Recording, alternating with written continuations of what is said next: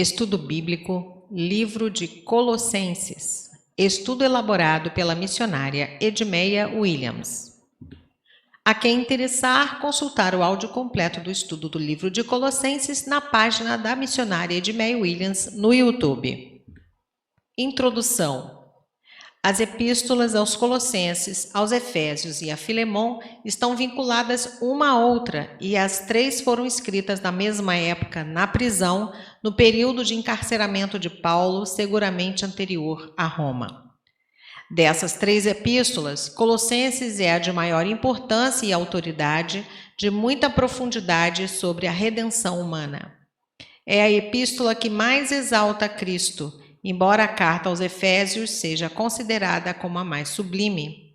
O estudo da carta do apóstolo Paulo aos Colossenses é, portanto, fundamental para nós. Colossos era uma cidade importante do reino lídio e depois passou a ser do reino de Pérgamo. Pertenceu à província romana da Ásia, onde agora é a Turquia asiática.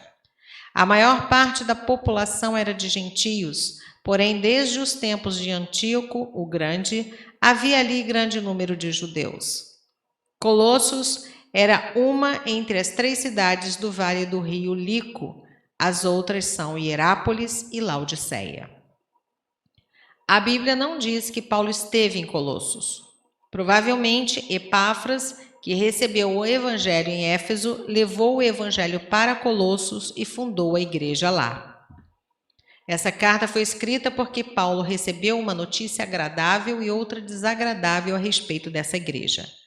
Paulo tomou conhecimento de que os colossenses estavam passando por um grande perigo de engano, que constituía uma ameaça para a sua fé. Um tipo de engano que tende a cobrir a glória de Jesus Cristo, destronando-o, esvaziando-o da sua divindade e colocando-o no mesmo patamar com outros mediadores, em vez de vê-lo como único. Essa carta, portanto, tem como objetivo exaltar a Cristo, falando de sua suficiência. Havia um perigo que estava entrando na igreja, tentando destruir a glória de Jesus Cristo, destituindo-o de sua divindade. Era um espírito de engano que estava sendo infiltrado na igreja. Epáfras foi comunicar a Paulo as dificuldades que ele estava encontrando na igreja, falando da heresia que estava sendo infiltrada, o gnosticismo. Hoje isso é muito comum, mas ninguém mais se choca com as heresias. Naquela época, no entanto, teve uma resposta pronta e rápida do apóstolo Paulo. Gnosticismo vem do verbo conhecer. Tudo para eles girava em torno do conhecimento. Achavam que a salvação vem pelo conhecimento.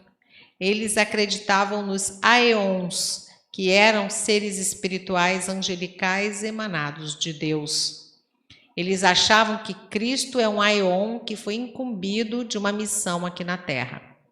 Os gnósticos rejeitavam a encarnação do Logos, da palavra, porque achavam que a palavra de Deus é tão pura que jamais entraria num corpo humano que é sujo e perecível. Eles adoravam os aeons e só adoravam a Cristo em pé de igualdade com os outros seres angelicais. Porque para eles, Cristo era somente um entre muitos aeons dotado de alta missão terrena, um deusinho. Os gnósticos acreditavam que existiam muitos criadores, porque os aeons, segundo suas crenças, tinham o poder de criar. Quando nós sabemos que Jeová é o único, ele é o ser Elohim, o único que tem em si todo o poder da criação. Os gnósticos de Colossos incorporaram elementos do cerimonial judaico com o ascetismo religioso, capítulo 2, verso 6. Eles acreditavam que o corpo não presta e que toda a matéria será destruída. Portanto, o que quer que façamos com o corpo não importa, porque ele será destruído e não influencia a alma. Eles não aceitavam a licenciosidade, que é outro modo para destruir o corpo, mas tinham uma vida com a austeridade dos prazeres mundanos, com a intenção de conquistar o máximo domínio espiritual, ascetismo religioso. Não tocavam em determinadas coisas, mas podiam enfeitar o corpo, não valorizavam sua aparência. Eles costumavam se bater e maltratar seu próprio corpo, pois o desprezavam. Incorporaram um misticismo oriental em sua religiosidade. Faziam jejuns prolongados e por isso deviam ter visões entrando em êxtase. Consideravam-se superiores por causa dessas visões e êxtases. Eram falsamente humildes, porque o seu ascetismo promovia orgulho espiritual e negligenciavam a sabedoria de Deus e o seu ministério, que é Cristo. Para os gnósticos, a salvação não vem pela fé e, além disso, rejeitavam a experiência do sangue de Cristo derramado. Desprezavam a cruz, porque, como afirmavam que Cristo é um aeon, um ser angelical, ele jamais encarnaria num corpo. Então, a morte de Jesus foi a morte de um mártir, ou seja, Jesus não era Cristo. Os gnósticos criam que os aeons, no seu conjunto, eram a plenitude de Deus e supunham que a redenção humana é a absorção pelo Espírito de Deus com a perda da identidade pessoal. Mas Paulo ensina, no capítulo 2, versos 9 e 10, que Cristo é a plenitude de Deus e que na nossa redenção somos participantes desta plenitude. Eles classificavam os homens em 3 categorias: os ílicos, os psíquicos e os pneumáticos. Ílicos eram seres terrenos e só se importavam com as coisas materiais, por isso nunca vão chegar a lugar nenhum.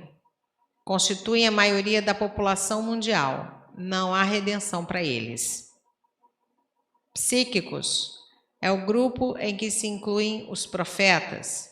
Esses homens atingem uma redenção inferior, porque é através da fé e não do conhecimento que iriam alcançá-la. Pneumáticos eram os verdadeiramente espirituais. São os gnósticos. Eles atingem a mais absoluta redenção através do conhecimento. São poucos os que atingem esse estágio e são os únicos a obterem essa plena redenção. O gnosticismo de Colossos era bem ordinário, comum, com muita mistura do judaísmo, além de ser influenciado por outras religiões misteriosas orientais e o neoplatonismo, o que resultou numa terrível miscelânea, e por causa desse sincretismo diabólico de filosofias, sofismas e vãs sutilezas, é que Paulo escreveu essa carta, onde vemos que o apóstolo anula cada um dos pontos do gnosticismo. A carta aos Colossenses é a maior exaltação cristológica do Novo Testamento, onde Paulo nos mostra o Cristo todo suficiente, o Cristo exaltado, sentado à direita do Pai, Senhor da glória, exaltado acima de todo nome, e esse é o tema central da epístola, onde Paulo se opõe à heresia que degrada a pessoa e a missão do Filho de Deus e exalta a supremacia de Jesus Cristo. Assim, a carta serve de instrução positiva para a igreja até hoje, pois temos que refletir a respeito das doutrinas que estão entrando na igreja.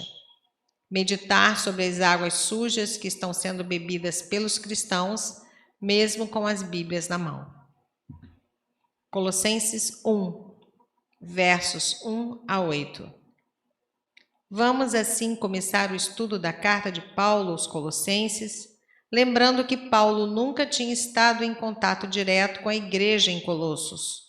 O evangelho chegou lá quando Paulo morava em Éfeso. Assim, por não conhecer os irmãos pessoalmente, ele inicia a carta lembrando a sua autoridade na igreja, dando suas credenciais e dizendo que é apóstolo de Jesus Cristo pela vontade de Deus, deixando claro que ele não falava de si mesmo e nem procurava exaltar sua própria causa. Em sua saudação, ele fala da paz. Só de Deus pode vir a paz. Vem o encorajamento de que eles eram lembrados nas orações de Paulo, e diz que Epáfras falou bem deles, da fé e do amor dos irmãos alicerçados, na esperança que o cristão tem como certa. Então, Paulo ensina que a fé e o amor são originados na esperança daquilo que está preservado no céu para os filhos de Deus. É importante salientar que o cristão experimenta é caracterizado tanto pela esperança quanto pela fé e pelo amor. A esperança do cristão é tão certa quanto a vinda do sol, é a certeza de que tudo que experimentamos de Deus aqui é só um aperitivo do que está guardado para o futuro. O céu é o começo de tudo, o que está acima da concepção da nossa mente e da nossa imaginação. Por isso, o apóstolo Paulo fala em 1 Coríntios 2:9. Mas, como está escrito, as coisas que os olhos não viram, nem ouvidos ouviram, nem penetraram o coração do homem, são as que Deus preparou para os que o amam. E foi Jesus quem foi nos preparar um lugar. Por isso, não podemos perder a dimensão do que iremos viver, e isso nos dá forças para vivermos e enfrentarmos todas as lutas. A origem da fé e do amor é a esperança. Disso vem nosso estilo de vida e a obra de Deus que Ele realiza através de nós. Vivemos aqui, mas estamos ligados lá em cima. Tudo tem que ser dinamizado pelas coisas lá de cima. A esperança é a origem da fé e do amor, não é uma consequência. Nós sabemos que quando nos asseguramos das nossas acomodações lá no céu, dessa esperança surgem a fé e o amor. Agora, pois, permanecem a fé, a esperança, o amor. Esses três, mas o maior desses é o amor. 1 Coríntios 13:13. Versos 7 a 17. Paulo está assegurando aos colossenses que eles ouviram o verdadeiro evangelho, porque existem vários falsos evangelhos.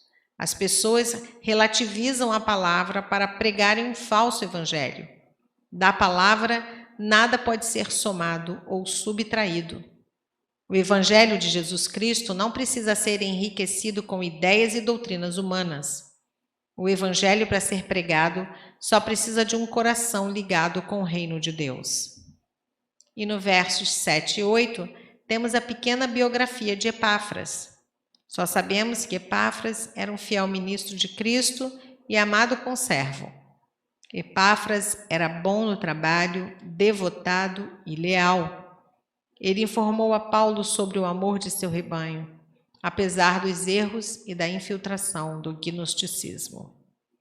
Ele discerniu o erro, mas estava pronto para ressaltar as virtudes da sua igreja. O elogio é um bom combustível e ele viu a fé e o amor que também existia na igreja de Colossos. E Paulo, assim que é informado da situação da igreja, passa a orar incessantemente por eles. Os cristãos de Colossos já estavam salvos, mas ainda tinham muito mais para receber, para crescer. E Paulo orou para que eles fossem cheios do conhecimento da vontade de Deus. Jesus nos comprou para agradarmos ao Pai e fazermos sua vontade, mas primeiro temos que ser cheios do conhecimento de Deus. Agradamos a Deus quando andamos de maneira digna do Senhor. Seu inteiro agrado. Versos 10b. É assim que devemos agir. Em qualquer momento de tentação, temos que dizer não à nossa carnalidade para agradar inteiramente a Deus. Frutificar em toda boa obra é produzir o que é bom no trabalho, nas amizades, nos relacionamentos, no ministério, pois a nossa fé é demonstrada nas obras. Não devemos ser bons e agirmos certo só com quem nos faz bem. Devemos ser bons para todas as pessoas à nossa volta. Quanto mais conhecemos a Deus, mais frutificamos. Se a vida de Deus flui através de nós, então estamos frutificando, produzindo aquilo de que o Senhor pode se alegrar, como está escrito em Cantares 4:16. Levanta-te, vento norte, e vem tu, vento sul. Assopra no meu jardim, espalha os seus aromas. Entre o meu amado no seu jardim e coma os seus frutos excelentes. Paulo deixa claro que agradamos ao Senhor quando temos vida frutífera e quando não envergonhamos a Deus com nossas atitudes. Deus se deleitava na vida de Jó, se comprazia nele, porque ele era íntegro e reto, temia a Deus e se desviava do mal. Precisamos ter sempre o desejo de fazer a vontade de Deus, renunciando à nossa. O que Paulo tinha em mente em sua oração era o poder para eles perseverarem com longanimidade e alegria, mesmo no meio de tanta luta. O mundo pede poder para tantas coisas, mas o poder que temos que pedir é ousadia, perseverança para resistir no dia mau. No mundo em que vivemos, temos que pedir suprimentos do poder de Deus diante de tantos ataques que sofremos. Passamos por ataques, por oposições, por frustrações, mas não seremos esmagados, porque há um poder de Deus operando em nós, nos ensinando e nos fortalecendo. Deus nos faz idôneos para podermos compartilhar de seu reino e de todas as maravilhas desse reino. Jesus nos transportou do império das trevas para o reino do Filho do seu amor.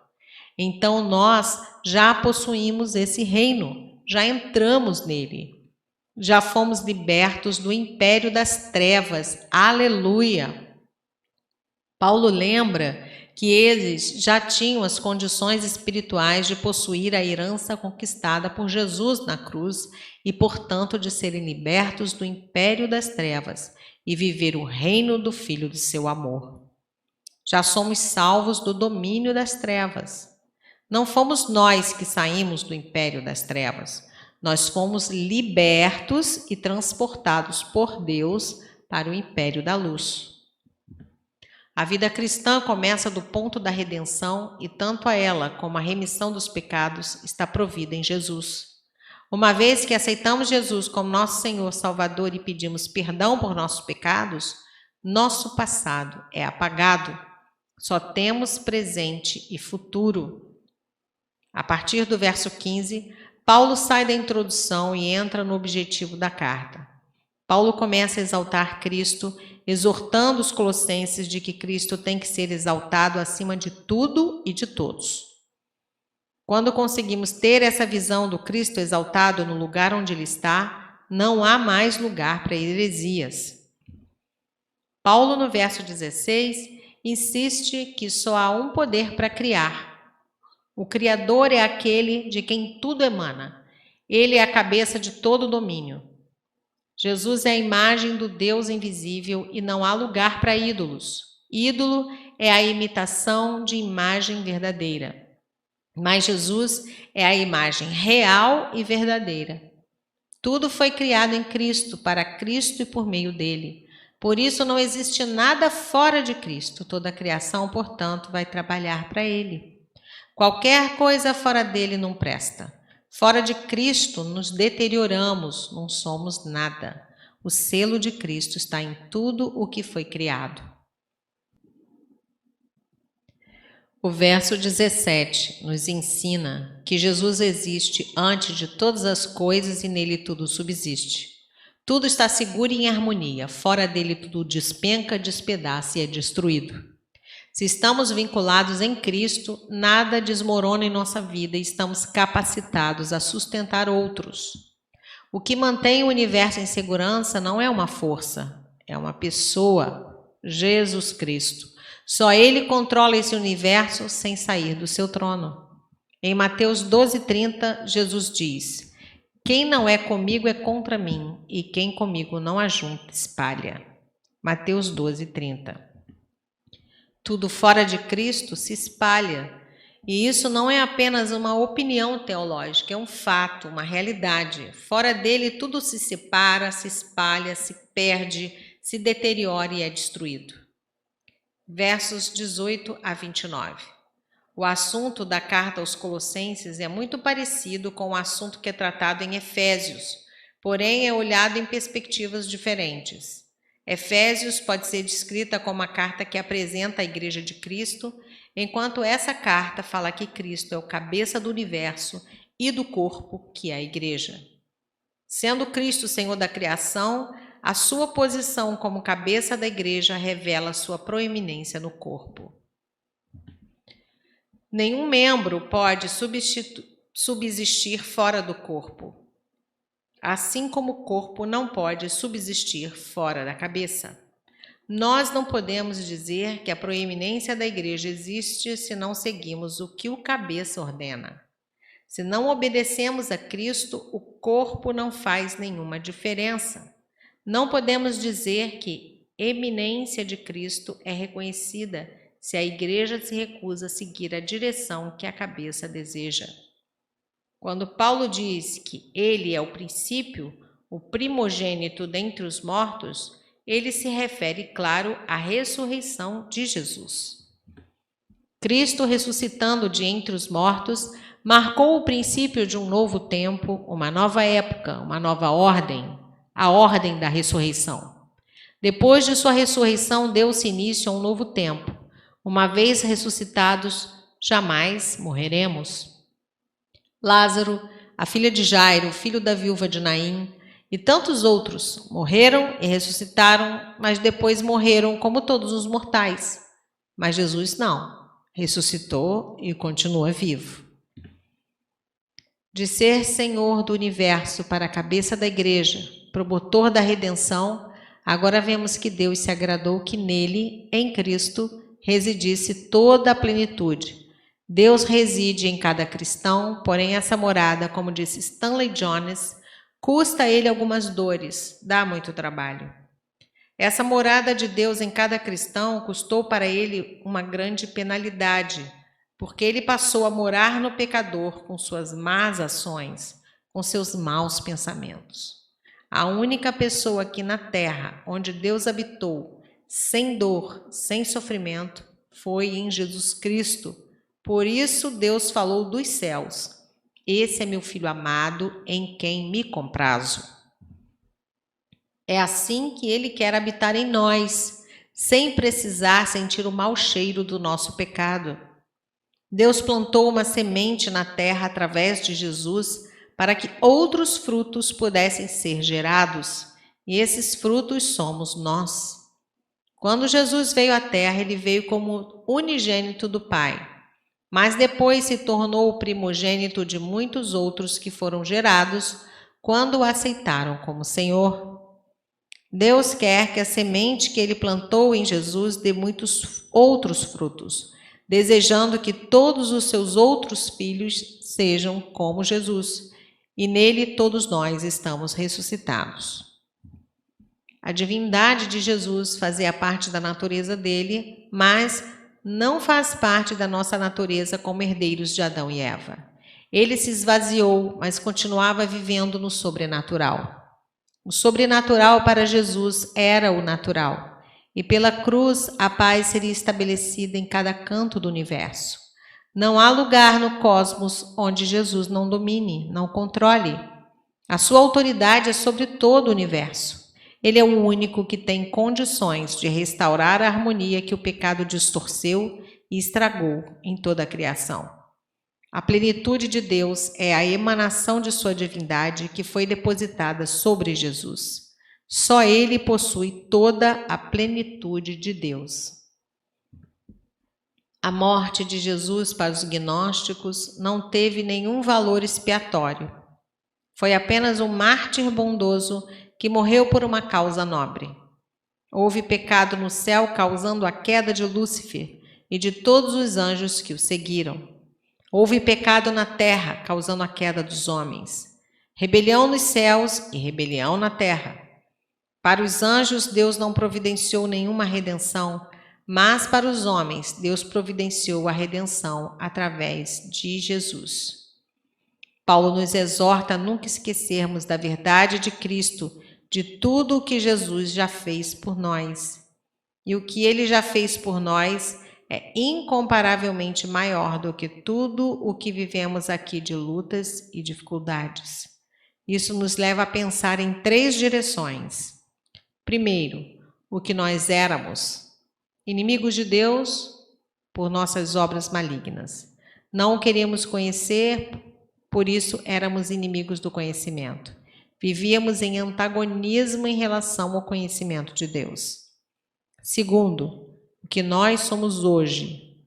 Somos cidadãos do reino, a inimizade passou, fomos reconciliados e libertos de qualquer acusação, foi restaurada a paz em nossas vidas. Terceiro, e como nós vamos nos mover?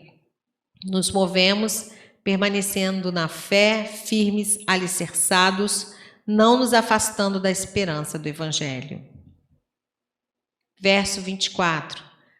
Paulo conhece o que é sofrer por causa da mensagem do Evangelho em sua caminhada. O pregador da palavra tem que sofrer por causa do seu ministério. O que é um ministério dado por Deus? A resposta está no verso 25. Às vezes temos muitos filhos, mas só alguns são servos. É assim também com Deus. A verdadeira mordomia é fazer a palavra conhecida e fazer as pessoas crescerem no conhecimento de Deus. O desejo de fazer a palavra conhecida demonstra um coração de servo. Precisamos fazer com que nossos irmãos sejam mais amadurecidos. Precisamos nos achegar a Cristo para receber suas revelações. Como Paulo se orientou para exercer seu ministério? Pelo verso 27. Cristo em vós é a esperança da glória. O fogo sempre aponta para cima. Cristo em nós também sempre tem que apontar para cima. Precisamos estar em Cristo porque Ele é o único caminho para Deus. Paulo está mostrando que o segredo para a maturidade é ter Deus dentro de nós. Cristo perto não é o suficiente. Ele tem que estar dentro de nós, se movendo em nós, nos dirigindo em tudo, para poder se revelar a nós, revelando-nos todas as coisas. 3 vezes em um só versículo, Paulo diz, todo homem, ou seja, Paulo está se dirigindo com ênfase a todos os crentes, admoestando-nos, ensinando-nos em toda a sabedoria. O trabalho de Paulo não dependia da sua cultura, da sua sabedoria, mas do poder de Deus na vida dele. Ele se esforçava, se afadigava, mas se não fosse a eficácia de Deus na vida dele, de nada adiantaria.